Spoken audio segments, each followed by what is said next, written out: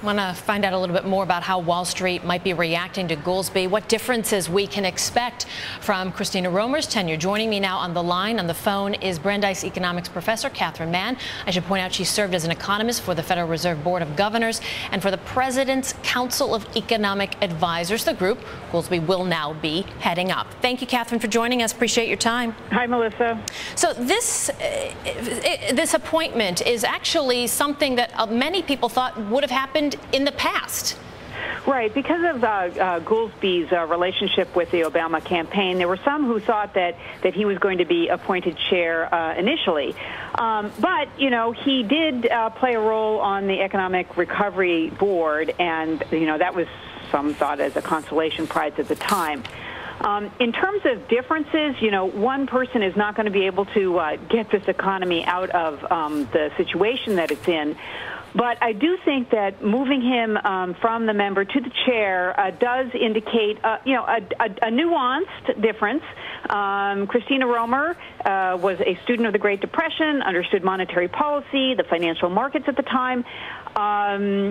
Austan Goolsbee is a student of corporate taxes, the internet, business, and that, I think, does represent a change in view that what we're looking at now is an economy that really needs to get back on track on the real side, meaning labor markets, businesses. What are the incentives that we need to put into place in order to get business back into the business of production and hiring?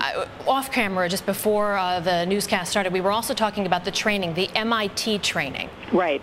Right. Well, both Romer and Austan Goolsbee were PhDs at MIT. MIT is recognized as the top school in the country, has been for quite a while, and it has the flavor of the view that government intervention into markets can be helpful. Not all the time, not everywhere, but can be helpful. And I think, you know, some people might look at Goolsbee's current position, which is at the University of Chicago.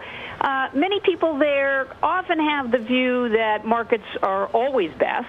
So I think, you know, Goolsbee brings a little bit of his heritage from his training at MIT, but, you know, with the flavor of Chicago as well. Catherine, I wanted to ask one other question. And as the title changes from member to chair, while it's not a significant shakeup in the membership, it does change the dynamics of who's leading the group.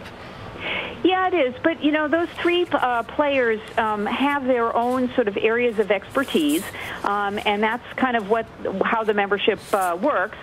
You know, the chair has more face time with the president, at least traditionally, and I expect that will be true here as well. And as I say, there's this nuance in the shift from the chair having expertise more on the monetary side and the history of the Great Depression to the chair having the expertise with business, with taxes, and with technology. Catherine, thank you so much for your time. Catherine Mann, again, economist, again, and economics professor with Brandeis University out of Massachusetts, there on the line. Thank you so much. Have a great weekend.